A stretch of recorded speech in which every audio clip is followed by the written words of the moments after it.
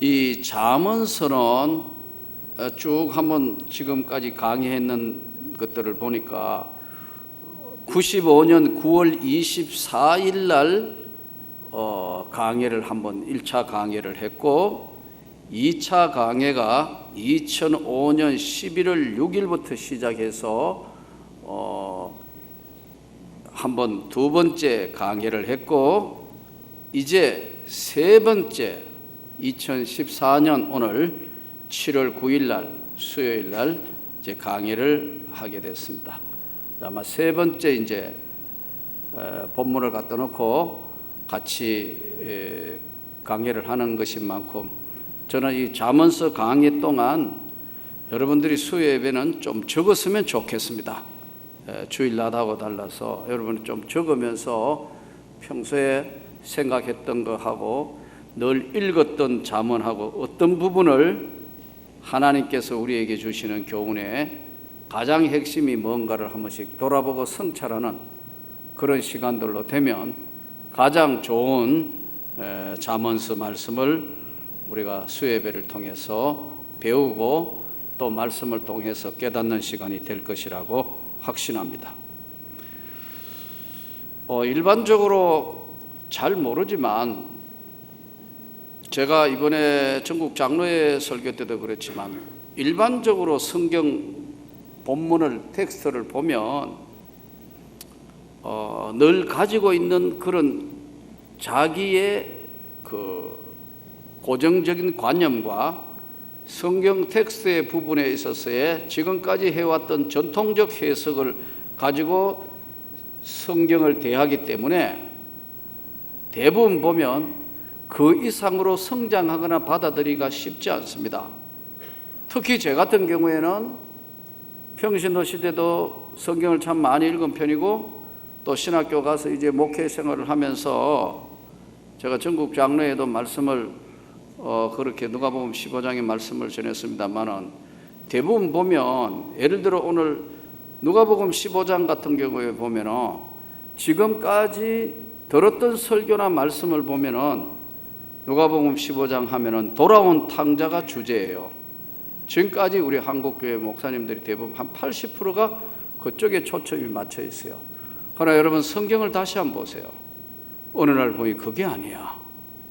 잃어버린 자식을 안타깝게 기다리는 아버지가 주제예요. 그러니까 양을 잃어버렸고 돈인 드라크마를 잃어버렸고 자식을 잃어버린 둘째 아들이 허랑방탕하여 뛰쳐나간 아들을 잃어버린 아버지, 기다리는 아버지의 그 심정, 그것이 바로 잃어버린 자의 비유의 핵심인데 이제까지 많은 이야기는 대부분 보면 돌아온 탕자에 맞춰진 성경 해석론과 말씀을 들었어요. 그래서 이번 주제가 제가 아버지의 심정으로 그 말씀의 핵심이 누가복음의 본문의 핵심이 이것이다. 아마 이번에 우리 장로님들이 굉장히 충격을 받은 것 같아요.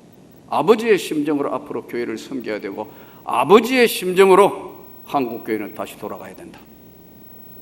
양이 얼마나 많으냐? 99마리 덜에 두고 한 마리 있다 없다 양의 숫자에 목숨을 걸고 드라코마 돈 잃어버린 거 돈 때문에 목숨을 거는 것이 아니고 죽은 자식이 돌아오는 걸 기다리는 아버지의 심정으로 영혼의 관심을 가지는 것이 이것이 주님의 마음이고 하나님 아버지의 심정이다. 대단히 충격을 받으신 것 같아요. 기도시켰더니 막 대단하더라고요. 물론 장로님들이 다 전국에 오신 분들이 은혜가 충만하시니까 그러니까요. 오늘 이제 이 잠언서도 31장까지 가면서 좀 많은 부분들을 생각하게 하고 또 성찰하고 돌아보는, 오랫동안 성경을 읽었고 오랫동안 성경을 대했지만 구약 성경 전체를 관통하고 신약 성경의 깊은 부분을 같이 접목하면서 성경 전체 해석에서의 오늘 구약의 잠언서가 우리에게 던지는 말씀의 핵심이 무엇인가를 이제 추려가면서 이제 같이 기도하고 말씀을 받았으면 좋겠습니다. 이 잠언서는 31장 가운데 대부분 솔로몬이 저자로 알려져 있는 말씀입니다. 솔로몬이 젊은 날에 썼는 것이 뭐라 그랬죠? 아가서 기억나시죠? 그리고 노년에 썼던 기록된 말씀이 뭐라 그랬죠? 전도서라 그랬죠? 잠언서는 중년에 가장 중후할 때 썼는 말씀으로 알려져 있는, 대부분 저자가 솔로몬으로 알려져 있는데 연대는 BC 한 950년에서 700년경 정도로 보는 것이 전통적 학설 견해입니다. 이 솔로몬이 전이 잠언서가 그때쯤 되어 있을 것이다. 그리고 이제 그 잠언서가 집대성된 때는 BC 한 400년경으로 보는 것이 전통적 학설입니다. 자, 그러면 대부분 솔로몬이 저자인데 아굴이라는 사람이 지어져 있는 30장은 아굴, 31장은 러무엘이 지은 말씀 부분들입니다. 전체적으로 우리가 이 잠언서를 들어가면서 전체적으로 볼 게 뭐냐면은, 핵심이 뭐냐면 하나님을 경외하는 것이 인생의 근본이다. 우리가 이 세상 살면서 이 땅에 한 번 온 인생은 하나님을 알고 하나님을 경외하는 것이 인생 삶의 근본이고 인간 삶의 근본이다. 잠언서의 주제가요, 인생의 근본 하나님을 경외하는 거다. 두 번째, 이 잠언서 전체의 주제는 너는 마음을 다하여 여호와를 의뢰하고 너의 명철을 의지하지 말라. 너는 범사의 그를 인정하라. 그래하면 그가 내 길을 지도하시리라. 잠언서 3장 5절에서 6절이 또한 주제고, 첫 번째 주제는 1장 7절 여호와를 경외함이 인생의 근본이다. 지혜와 지식의 근본이다. 1장 7절. 3장 5절에서 6절입니다. 자, 그러면 1장을 다시 한번 내용적으로 깊이 들어가서 1장을 한번 보면 1절에서 7절은 하나님을 경외하는 것이 지식의 근본인 이유에 대해서 설명합니다. 하나님을 경외하는 것이 왜 지식의 근본인가 하는 것들을 분석해 놓은 것이 1절에서 7절이고요. 그 다음에 내용적으로 전체를 분리하면 8절부터 23절, 이제 끝절, 이제 23절, 그리고 23절에서 33절까지 이제 다 합할 수도 있겠어요. 23절 그리고 33절까지 다 합해가지고 결론 부분에서까지 지혜와 훈계를 멸시하는 자는 미련한 자다. 지혜와 훈계를 멸시하는 자는 미련한 자다. 동시에 하나님 떠난 자가 잘 되는 법이 없다. 이것이 바로 전반부 1장을 나누는 하나님 경외하는 것이 지식의 근본이다.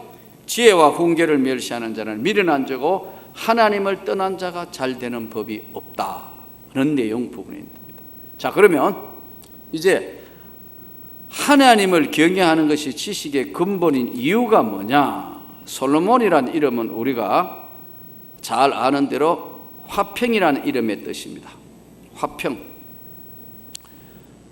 아버지 다윗은 환난과 역경과 전쟁터에서 살았던 삶이고 군대 장군이었습니다. 그리고 왕이 되었습니다. 그러나 솔로몬은 2대의 아버지의 왕권을 이어받아서 항상 평안하고 부드러운 삶이 그 삶의 내용이었기 때문에 다윗의 삶과는 좀 다른 삶이었습니다. 본문 이제 2절을 한번 보시기 바랍니다. 다윗의 아들 이스라엘 왕 솔로몬의 잠언이라. 이는 지혜와 훈계를 알며 명철의 말씀을 깨닫게 하며 지혜는 원어로 호크마라는 뜻인데요, 판단력, 그리고 경건에서 나오는 통찰력, 판단력과 경건한 생활에서의 나오는 하나님이 주신 통찰력, 이것을 우리는 지혜다 이렇게 얘기했어요. 호크마. 그러니까 우리가 생각하는 꾀가 많다. 이쪽으로 보세요. 적는 건 잠깐. 이쪽으로 보세요. 저 사람 지혜가 많다. 그 꾀가 아니에요. 꽤 많은 건 항상 자기 꾀에 빠져요. 여기 성경이 말하는 지혜는 뭐냐 하면 하나님이 위로부터 주시는 경건한 삶에 기도하고 신앙생활을 열심히 하는 경건에서 나오는 통찰력, 분별력, 그리고 하나님이 주시는 판단력, 호크마. 이 절대로 속지 않아요. 알고 양보하는 것이지 절대로 악한 것들에게 속지 않는 거예요. 호크마, 이 지혜. 그 다음에 나오는 이 지혜라는 것을 성경이 말씀하는 지혜는 뭐냐면 사색적인 게 아닙니다. 철학적인 것이나 사색적인 것이 아니고 실제 삶에서 나오는 지혜입니다. 하나님과 동행하는 체험적이고 실제 삶에서 나오는 것이라는 거죠. 이것은, 이 지혜는 하나님과 깊은 영적 교제 속에서만 나오는 지혜입니다. 솔로몬의 지혜가 뭐냐면 솔로몬이 기도할 때 하나님이 큰 지혜를 나눕니다. 솔로몬의 지혜의 대표적인 것 중에 하나가 뭐죠? 아기 나누는 이야기 하죠. 기억나시죠? 어떤 부부가 와가지고 이 아이가 내 아이다, 너 아이다 막 야단난 거예요. 너 아이다, 내 아이다. 그러니까 솔로몬이 뭐라 하죠? 네? 뭐라고 이야기해요? 반쪽으로 잘라서 그냥 나눠줘버리라 그러죠? 예. 그러니까 한 여자는 뭐라 하죠? 나눠주세요. 근데 한 여자는 모르죠? 왕이여 그러지 마세요. 저 사람 가서 키우게 하세요. 그런데 누구 아이라고 그러죠? 예. 울면서 그 아이 키우게 하라고. 부모의 심정, 저게 진부모다. 자기 아이 안 하니까 잘라가 나누자고 그러죠. 이런 지혜가 어디서 나오느냐? 하나님 위로부터 주시는 지혜라는 거예요. 호크마, 지혜, 하늘의 지혜. 아멘. 충만하기를 원합니다. 여기서는 기도하고 신앙생활의 깊은 신앙에서의 하나님과 영적 교제에서 나오는, 무슨 철학이나 사색에서 나오는 것이 아니는 하나님이 주시는 지혜에서 나오는 것을 호크마라고 합니다. 다음에 지혜와 훈계를 알며, 훈계가 무사르라는 말인데, 무사르, 이건 무슨 말이냐면요, 반복된 훈련을 통한 도덕적 교육, 반복적 훈련을 통해서 도덕적 교육을 합니다. 이스라엘 백성들이 효를 참 강조를 많이 해요. 부모에게 효도하라. 그러나 어려서부터 효도하는 방법을 직접 가르쳐 줍니다. 네. 말로 하는 게 아니고 어떻게 효도하느냐 하는 것들을 가르쳐요. 우리나라 옛날 말에 무슨 말이 있죠? 예? 어려서 3살 버릇 몇 살까지 간다? 요즘에는 잘못하면 100세까지 갈 수 있어요. 잘못 버릇 들으면 아주 습관이란 게 나쁜 거거든요. 그래서 이것을 그대로 도덕적으로 훈련과 교육을 반복해서 시키는 겁니다. 예. 그것을 함으로써 바르게 했다는 것을 깨닫게 하기 위해서 반복적 교육을 시키는 것, 이때에 무사르라는 것을 이야기합니다.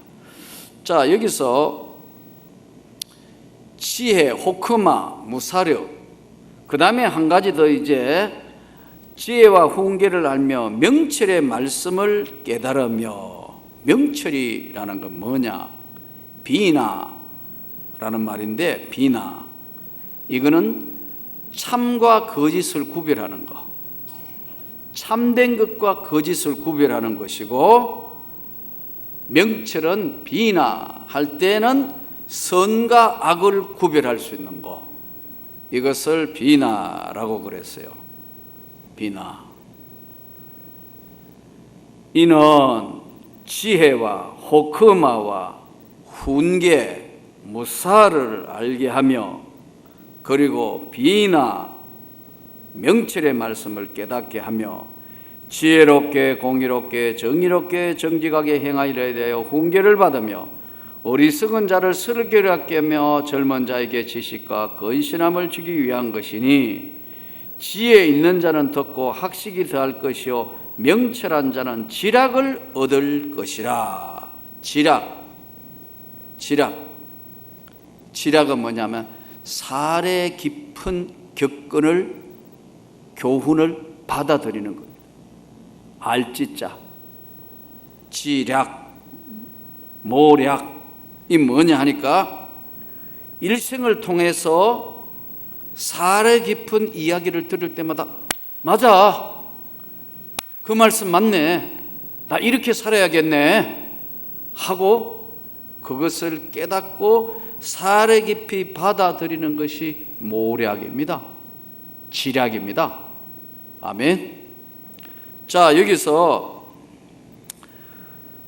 우리가 신앙생활에 가장 중요한 것, 지혜, 훈계, 명철, 모략, 이런 것들이 오늘 잠언서를 통해서 이제 이 강의 동안 진주와 같이, 보석과 같이 여러분에게 쏟아지고 여러분에게 들려질 때 이제 가슴에 품고, 아, 그렇구나, 우리 가정의 문제는 이렇게 풀어야 되겠구나, 아, 그렇구나, 나에게 지금 여러 가지 영적인 문제가 있는데 이건 하나님께 기도해서 이렇게 풀어야 되겠구나, 아, 이거 인간관계에 사람하고의 관계는 이렇게 풀어야 되겠구나, 지금 요즘 비즈니스 장사가 너무 안 되는데, 아하, 모략, 지략 깨닫게 해주셔서, 아, 이거 아이템을 한번 바꿔봐야 되겠네, 아니면 이거 이런 쪽으로 좀 새롭게 뭔가를 변화를 줘봐야겠네. 모략, 지략, 이런 거, 비나, 무사를, 오늘 여러분들에게 오늘 하나님이 주시는 호크마, 이런 것들이 진주와 같이, 보화와 같이 말씀 통해서 크게 나타나기를 축원합니다. 7절, 여호와를 경외하는 것이 지식의 근본이거늘 미련한 자는 지혜와 훈계를 멸시하느니라. 자, 여기서 여호와를 경외하는 것이 지식의 근본이다. 근본은 뭐죠? 시작, 출발점, 기초, 이것이 근본인데, 사람이 행할 일은 크게 두 가지예요. 하나님께 해야 될 의무와 사람에게 대하여 할 의무가 있어요. 사람에게 대한 의무가 뭐죠? 부모의 의무가 있어요. 자식들 교육하고 가르치고 시집 장가 보내야 될 의무가 있어요. 나는 참 결혼도 늦게 했지만 자녀들도 늦게, 이제 내 나이에 보통 보면 보통 뭐 사위나 아니면 며느리 봤는데, 내가 웃으면 늘 그래, 이거 참 빨리 숙제해야 되는데 이 숙제가 안 끝나가지고, 어떨 때 내 나이에 있는 사람들 거의 다 숙제 다 끝낸 거 보면 내가 웃으면서 숙제 다 끝났네요. 그러니까, 예, 그렇거든요. 우리 신명수 장로님 내하고 동갑인데 숙제 다 끝냈거든. 다른 분들 보면 대부분 숙제 다 끝낸 분 많아요. 우리 조 장로님은 벌써 끝내보죠. 예. 근데 이건 자녀를 양육하고 훈계하고 교육시키는 부모의 의무 중에 하나죠. 또 뭡니까? 의무 중에 부모에게 효도해야 될 것도 의무예요. 자녀 키워야 될 것도, 이것이 첫째 되는 계명이라. 성경에 보면 내 부모에게 효도해라, 내 자녀를 노엽게 하지 말라, 이게 첫째 되는 인간 세상에는 계명이다. 하나님에 대한 의무는 뭐죠? 나 외에 다른 신은 섬기지 말라. 너를 위하여 새긴 우상 만들지 말라. 함부로 망령되이 부르지 말라. 하나님 이름을. 안식일을 기억해 거룩하게 지켜라. 주일 지키고 하나님 섬기는 거, 하나님에 대한 의무, 자식으로서의, 부모로서의, 사람의 의무, 이 두 가지가 바로 우리가 가장 중요한 지금 인간 세상에 해야 될 근본 중에 하나다. 자, 그러면 이제부터 왜 지혜와 훈계를 멸시하면 문제가 되느냐?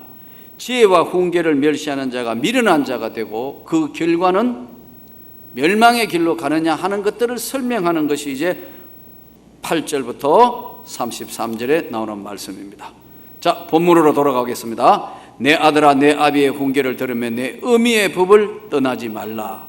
이는 내 머리에 아름다운 관이요 내 목에 금사선이라. 내 아들아, 모든 백성들아 들어라. 아비의 훈계와 어미의 법. 자녀 교육은요, 양부가, 양친, 부모가, 아버지, 어머니가 상호 협조해가 교육을 해야죠. 한 사람이 교육하는 건 불안정합니다. 그래서 여러분, 가정을 한번 보세요. 얼마 전에 TV에 보인 세상의 끝 김천 교도소, 세상의 끝에 있는 소년수들 모아놓은 김천 교도소 그 TV에 방영하는데, 제가 김천 교도소에도 3번 가서 설교를 했습니다.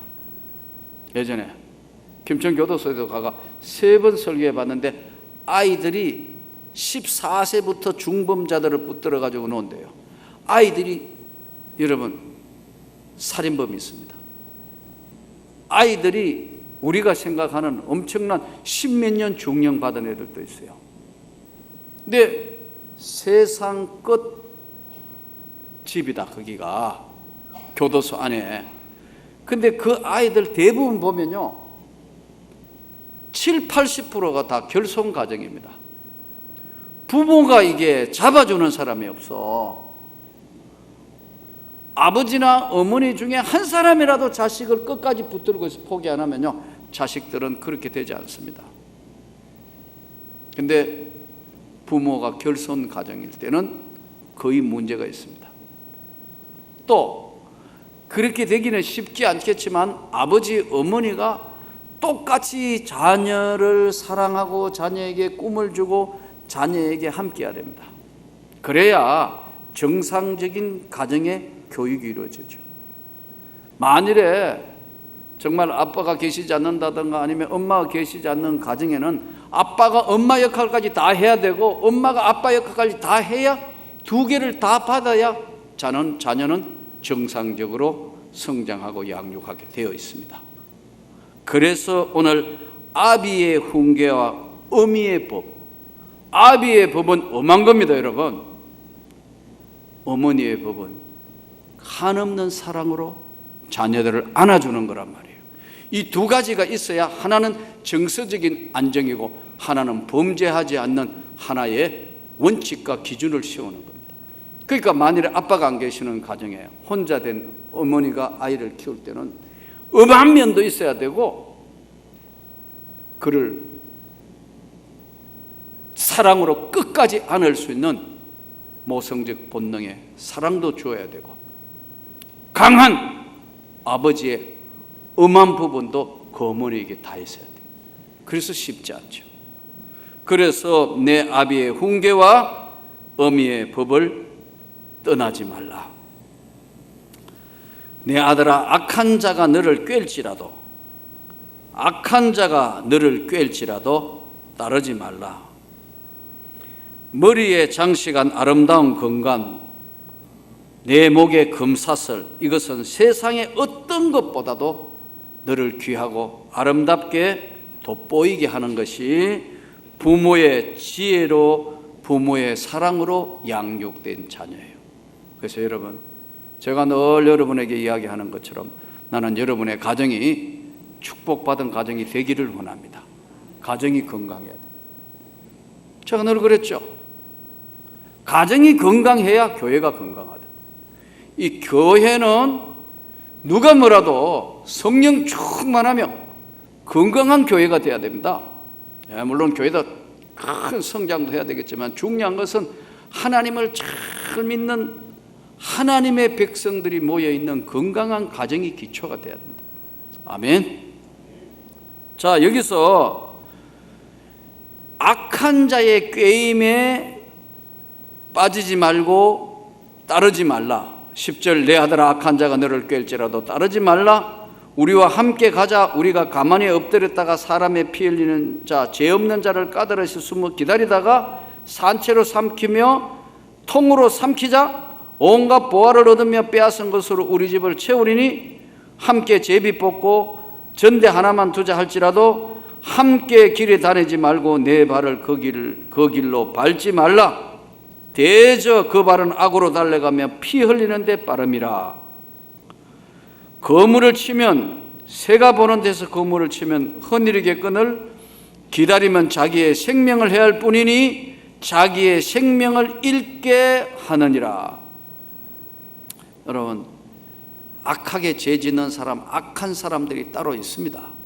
같이 살아보면 계속 사기치는 사람, 거짓말하는 사람, 악한 일을 행하는 사람 드물지만 틀림없이 있습니다. 그런 사람하고는 첫째, 피해라. 아멘. 같이 하지 마라. 그런 사람하고는 같이 있거나 뭘 하면 너가 상해를 입기 때문에 악한 자하고는 피해라. 그리고 습관적 상습적으로 죄 짓는 사람 특징은 타인을 가담하도록 끌어들이는 겁니다. 그래서 여러분, 지금도 지금 TV에 나와가지고 시의원 하나가 어떻게 누굴 죽이라 해가지고 지금 살인 교사 했다 안 했다 묵비권 행사해라 야단 났잖아요. 꼭 다른 사람을 끌어들입니다. 악한 자는 조심해야 합니다. 나는 여러분이 끌려 들어가지 않기를 원합니다. 여기 오늘 성경대로 습관적, 상습적, 계획적, 물론 그 사건도 더 조사해보고 다 해야 알겠지만 어쨌든 이 악한 사람들 사이에는 너희는 피하는 것이 최고다. 습관적, 상습적 이런 사람들의 죄 짓는 악한 것들은 꼭 다른 사람을 끌어들인다. 조심해라. 끌려 들어가지 않도록 조심해라. 죄 짓는데. 악한 자의 유혹의 내용은 첫째는 무제한 피를 흘리며 약탈한다. 보화를 뺏어갈라 한다. 두 번째, 남이야 죽든 말든 내 배만 살찌우면 된다고 생각하는 악한 자의 특징이다.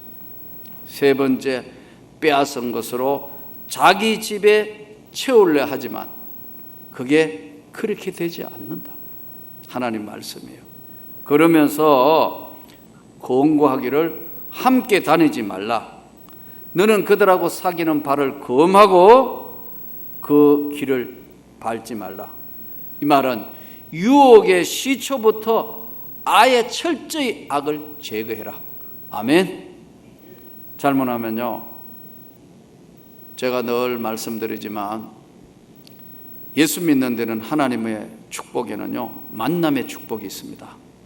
저와 여러분의 만남은 좋은 만남 되기를 바랍니다. 나쁜 만남은요, 그 사람 만나면 안 되는데 만나면요 교도소 갑니다. 부도 납니다. 안 만나야 될 사람 만나가지고 괜히 보정해줬다가 고통받습니다. 그 사람 모르는 사람인데 괜히 아는 척했다가 끌려 들어가서 죄 짓는데 무서운 재앙을 만납니다. 너는 아예 발을 금해라. 가까이 가지 말라. 같이 행동하지 말라. 오늘 유혹은, 죄의 유혹은 시초부터 아예 철저히 너의 삶에서 없애고 제거해라. 아멘. 오늘 말씀 들으면서 목사님, 나는요 아예 그런 사람 모르고요 그런 것도 아닙니다. 아니에요. 항상 삶 전체를 여러분들이 잘 가꾸고 조심해야 합니다. 자, 그러면 진짜 지혜가 필요한 것이 어디냐? 20절, 지혜가 길거리에서 부르며 광장에서 소리를 높이며 시끄러운 길목에서 소리 지르며 성문어기와 성중에서 그 소리를 발하여 이르되 너희 어리석은 자들아 나의 책망을 듣고 돌이켜보라. 나의 영을 너희에게 부어주며 내 말을 너희에게 보이리라. 여기서 진짜 지혜가 뭐라 그랬죠? 호크마라 그랬죠. 판단력, 그리고 하나님의 영적 교제를 통한 거룩한 통찰력, 이것이 호크마인데, 이것이 진짜 필요한 것은 길거리 여러 사람들이 있는 많은 사람들 앞에 하나님의 지혜가 필요하다. 두 번째, 광장 토론하는데, 대화에도 하나님의 지혜가 필요하다. 그 다음에 헌화하는데, 소요가 일어나는데 바른 리더십을 가져가지고 하나님의 지혜를 잘 이야기하면 막 시끄러워졌다가도 부드러워져요. 저는 어떨 때 서로 의견이 다르거나, 여러분 각 기관이나 구역이나 교구에서 의견이 좀 다를 때 어떤 사람 말할 줄 잘 모르는 사람은요, 상대의 마음을 아주 자존심을 상하게 해가 싹 잘라버려. 그러면 상대가 상처를 받아요.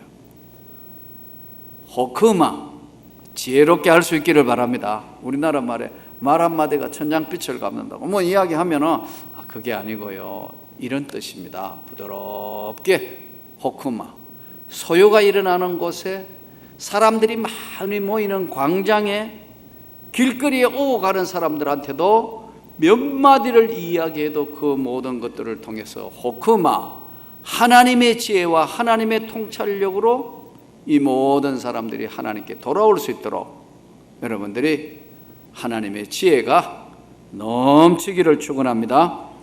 성문어기, 여기는 성문어기는 보면 주로 보면 이제 당시에는 성문, 성중 이런 공공장소인데 재판 장소도 되고요, 또는 시장, 부동산 거래, 동물들 사고 파는 곡식, 동물들 거래하는 데가 주로 성문어기나 성중에서 했습니다. 여기에도 하나님의 지혜, 호크마가 필요하다는 거예요. 이제 우리가 지혜는 하나님께서 우리에게 주시는 하늘로부터의 거룩한 지혜는 충만해야 되니까 날마다 때마다 충만하기를 구할 수 있기를 바랍니다. 근데 많은 사람들이 이 구약 성경에 이 지혜를, 구약 성경은 어떻게 받는 것인가? 신약 성경하고 똑같아요. 자, 오늘 이 말씀이 그 말씀입니다.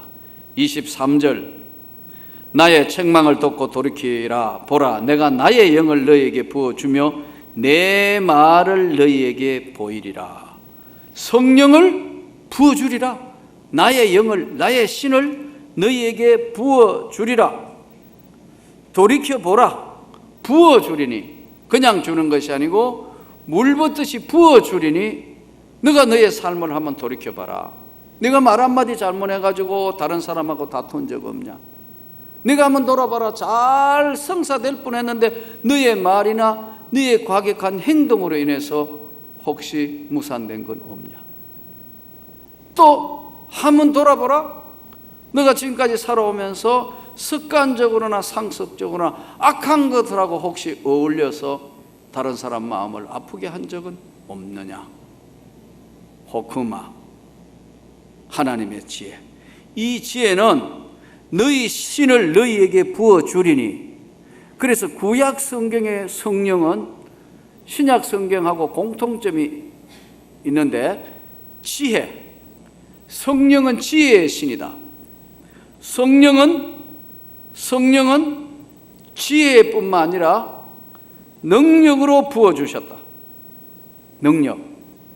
그런데 신약 성경에 넘어오면서 능력에 추가된 게 뭐냐면 파워, 권능. 사도행전 1장 8절에 성령이 너희에게 임하면 너희가 권능을 받고 유대와 사마리아와 땅끝까지 내 복음의 증인이 되리라. 구약 성경에는 지혜가 뭐냐 하면 성령이 지혜, 하나님의 영이 지혜입니다. 솔로몬이 하나님의 신의 다니엘이 하나님의 신에, 요셉이 하나님의 신에 감동돼서요, 여러분 지혜의 사람이 되었습니다. 호크마, 하나님의 통찰력, 하나님의 판단을 잘 할 수 있어서 7년 대흉년, 7년 대풍년을 예언하고 알았어요. 다니엘 기도하는데 지나가는 나라, 영원한 나라에, 하나님의 나라에 놀라운 것을 알았어요. 지혜예요. 호크마. 무슨 말인지 이해가 되죠? 돌이켜 나의 영을 너희에게 부어주신다는 거예요. 지혜예요. 두 번째는 능력, 그렇게 할 수 있는 능력을 부여하는 거예요. 되도록 능력을 부여한다. 예. 그런데 이 능력 위에 신약 성경에는 권능, 권세까지 예수님이 십자가에 돌아가시면서 마지막 너희는 땅끝까지 하늘과 땅의 모든 권세를 너희에게 주었으니 유대와 사마리아 땅끝까지 가서 내 복음의 증인이 되라. 볼지어다 내가 세상 끝날까지 너희와 항상 함께 있을 것이다. 그 말씀대로 사도행전에 보면은 기도하다가 권세와 능력, 권능을 받습니다. 구약 성경에 하나님의 영, 하나님의 신, 지혜, 그 위에 할 수 있는 능력 위에 권세까지, 예수 이름의 권세까지 우리가 받았다는 사실을 생각하면서 이제 오늘 잠언서를 개관하면서 이 잠언서 공부하는 기간 동안 여러분에게 성령의 권세가 있기를 원합니다. 충만하기를 원합니다. 그래서 이번에는 이제 수요예배 때마다 조금 전에 말씀드려버린 이제 1장은 전체적인 개관을 했고 앞에 부분을 이제 1장을 설명했는데 2장부터는 이제 본격적으로 하나님의 말씀 안으로 들어가는 것이니까 여러분들이 좀 더 이 기간 동안 잠언서를 읽어오고 잠언서에 있는 하나님의 큰 은혜가 계속해서 충만하게 여러분에게 임하기를 주 예수 이름으로 축원합니다.